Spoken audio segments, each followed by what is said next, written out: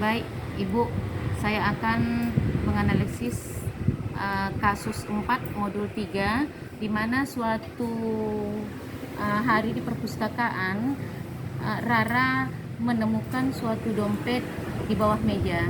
Maka Rara, karena itu merupakan suatu rezeki nomplok, maka dompet itu disimpan di tas Rara. Akan tetapi kasus itu dilihat oleh seorang siswa yang bernama Tari.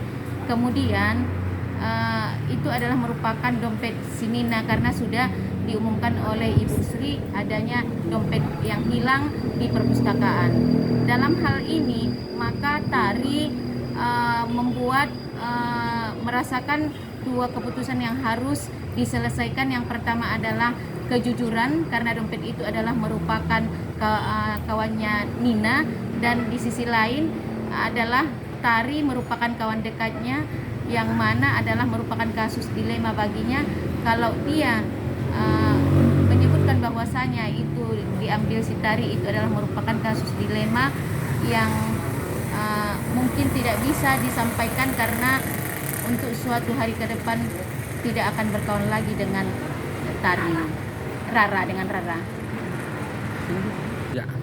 Nah, Bapak Ibu, ada untuk menyelesaikan kasus tersebut ada 9 langkah yang harus dilaksanakan. Yang pertama, langkah pertama adalah apa saja nilai-nilai yang saling bertentangan dalam kasus 4, yaitu kejujuran dan keberanian mengambil dompet milik Nina sesuai fakta. Yang kedua, kesetiaan dan persahabatan, menjaga hubungan baik dengan Rara sebagai sahabat dekat.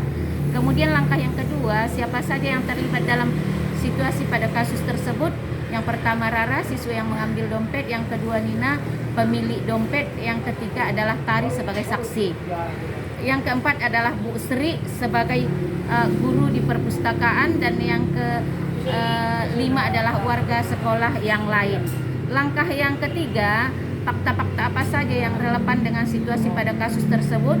Yang pertama, dompet ditemukan oleh Rara di perpustakaan. Yang kedua, Rara menyimpan tas dengan sengaja, bukan karena lupa. Dan yang ketiga, Tari melihat langsung tindakan Rara, jadi ia tahu kebenarannya. Dan yang terakhir, Tari merasa terikat oleh persahabatan dengan Rara. Kemudian langkah yang keempat, pengujian benar atau salah yang mana bisa dilakukan. Yang pertama adalah uji legal. Mengambil dompet yang bukan milik sendiri adalah pelanggaran hukum, termasuk pencurian. Kemudian uji regulasi, bertentangan dengan tata tertib sekolah dan nilai kejujuran. Uji institusi, hati nurani akan menilai tindakan Rara salah dan Tari tahu itu. Uji publikasi, jika diketahui publik tindakan Rara akan mencoreng nama baik dirinya dan sekolah. Dan uji panutan, tokoh yang dijadikan teladan, misalnya guru atau tokoh bijak, pasti akan menyarankan untuk mengembalikan dompet tersebut. Langkah yang kelima, pengujian paradigma benar lawan benar, yang mana bisa dilakukan kebenaran dengan kesetiaan, antara menekankan kejujuran atau menjaga persahabatan individu dengan kelompok, melindungi kepentingan pribadi Rara, atau menegakkan nilai kejujuran yang paling bagi komunitas sekolah. Kemudian langkah yang keenam, prinsip resolusi yang mana bisa dilakukan.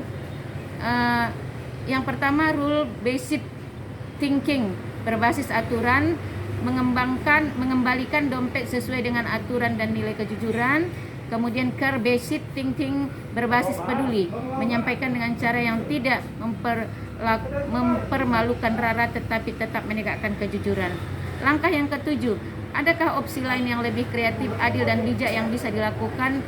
Ya, Tari bisa mengajak Rara bicara secara pribadi, mendorongnya untuk mengembalikan dompet sendiri kepada Nina atau melaporkan ke Bu Sri. Kemudian jika Rara tetap menolak, Tari dapat menyampaikan kebenaran kepada guru secara bijak dengan tujuan mendidik, bukan mempermalukan. Dengan begitu kejujuran ditegakkan dan Rara diberi kesempatan memperbaiki kesalahannya tanpa kehilangan muka di depan umum.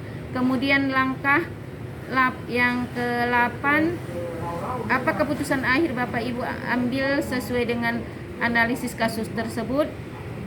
Keputusan saya adalah mendorong Rara untuk secara sukarela mengambilkan dompet kepada Nina. Jika Rara tetap bersikeras menyimpan dompet itu, maka saya dalam posisi Tari akan melaporkan kepada Bu Sri agar kebenaran ditegakkan. Ini keputusan yang berlandaskan integritas, kepedulian, dan tanggung jawab moral. Dan yang terakhir, langkah yang ke-9, pelajaran apa yang Bapak Ibu dapatkan dari pengambilan keputusan ini, dan bagaimana pelajaran tersebut dapat memperbaiki pengambilan keputusan Ibu Bapak di kemudian hari. Pelajaran yang penting yang saya dapat adalah bahwa keputusan etis seringkali menuntut keberanian untuk berhadapan dengan orang terdekat. Nilai persahabatan tidak boleh menjadi alasan untuk membenarkan perilaku yang salah. Sebagai calon pemimpin sekolah, saya belajar bahwa mengedepankan kejujuran dan integritas akan membawa dampak jangka panjang yang positif bagi budaya sekolah. Refleksi ini akan membuat saya lebih tegas namun tetap peduli, sehingga keputusan yang saya ambil di masa depan mencerminkan keseimbangan antara aturan, hasil, dan empati.